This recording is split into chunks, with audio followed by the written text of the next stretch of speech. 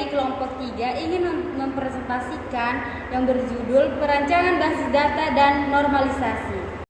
Baiklah, saya sebagai pemateri pertama yang dimana pembahasannya perancangan basis data adalah proses membuat susunan atau struktur data supaya rapi, mudah digunakan dan efisien. Barangnya seperti menyusun lemari agar barang-barang mudah dicari dan tidak berantakan. Sedangkan normalisasi adalah teknik untuk menyederhanakan dan merapikan data tersebut. Tujuannya mengurangi data yang berulang atau duplikasi, menjaga data tetap konsisten dan akurat, dan mempermudah saat menambah, mengubah atau menghapus data. Dengan melakukan normalisasi, kita bisa membuat tabel yang lebih terstruktur dan menghindari masalah seperti anomali penyisipan, anomali pembaruan, dan anomali penghapusan.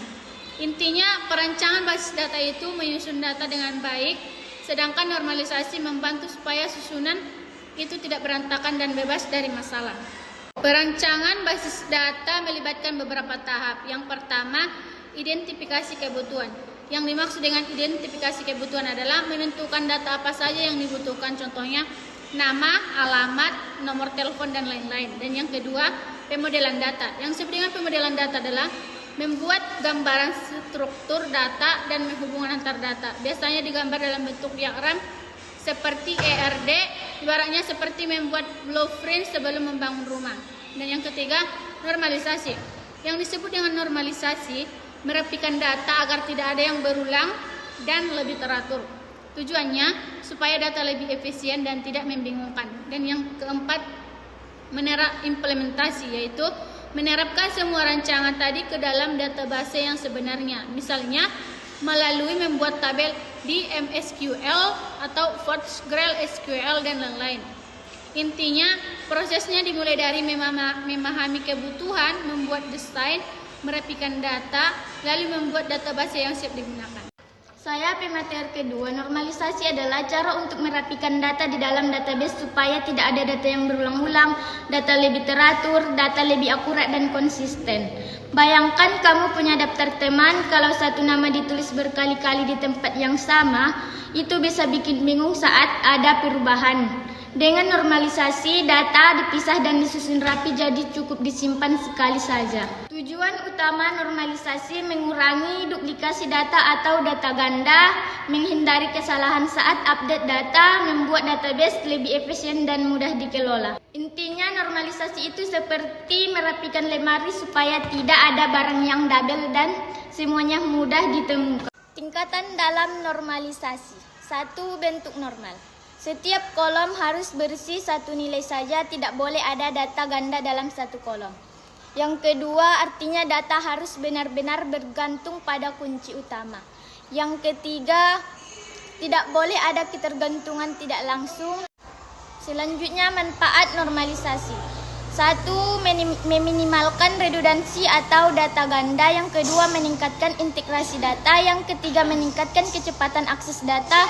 Yang keempat, mencegah anomali. Intinya, normalisasi membuat database jadi lebih rapi, efisien, cepat. Saya, pemateri ketiga, akan melanjutkan materi yang selanjutnya, yaitu proses perancangan basis data. Perancangan basis data adalah alur sistematis untuk membangun gudang data yang efisien. Proses ini dibagi menjadi 3 tahapan utama. Yang pertama, perancangan konseptual atau conceptual design. Tahap ini fokus pada apa data yang dibutuhkan oleh perusahaan. Di sini kita membuat model data yang murni, berisi informasi bisnis tanpa memikirkan teknis, penyimpanan atau perangkat lunak apa yang akan digunakan, bebas dari segala pertimbangan fisik. Yang kedua yaitu logikal, perancangan logikal atau logical design. Tahap ini mulai mengarahkan model data ke tipe basis data tertentu. Misalnya model data rasional namun tetap independen terhadap jenis DBMS. Kita mulai menentukan struktur tabel dan hubungan antara data, tapi belum menyentuh detail teknis penyimpanan komputer. Yang ketiga yaitu perancangan fisikal atau physical design. Tahap ini adalah langkah eksekusi nyata. Di sini dijelaskan bagaimana basis data diimplementasikan pada penyimpanan sekunder, hard drive atau SSD.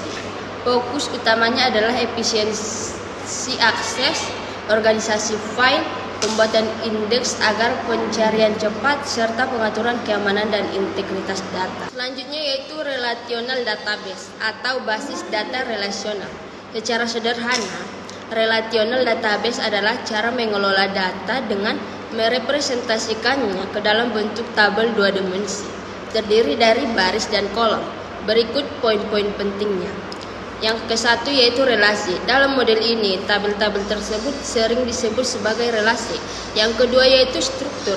Tabel ini mirip dengan file data biasa, namun memiliki keunggulan dalam menghubungkan informasi. Yang ketiga yaitu fleksibilitas. Data tersebar di beberapa tabel berbeda, dapat dengan mudah ditarik atau ekstrak dan digabung kembali menjadi satu informasi utuh menggunakan kunci penghubung tertentu. Yang terakhir yaitu analog. Kadangkala satu tabel tunggal dalam sistem ini dianggap atau diperlakukan sebagai satu file data. Saya sebagai pemateri keempat yang ingin menjelaskan perancangan.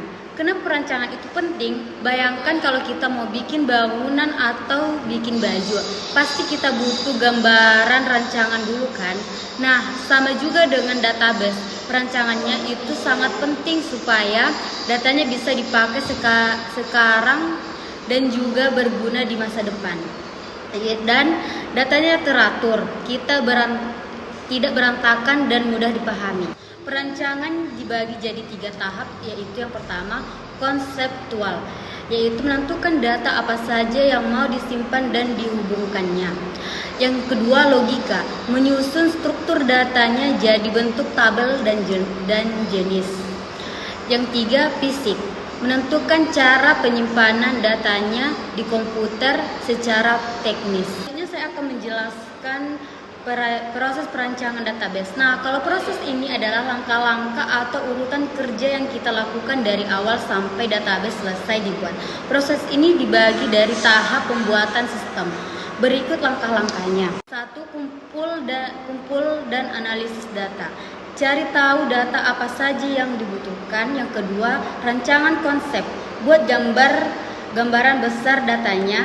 3. Pilih DBMS, tentukan software apa yang dipakai. 4. Rancang logika, susun jadi model atau tabel.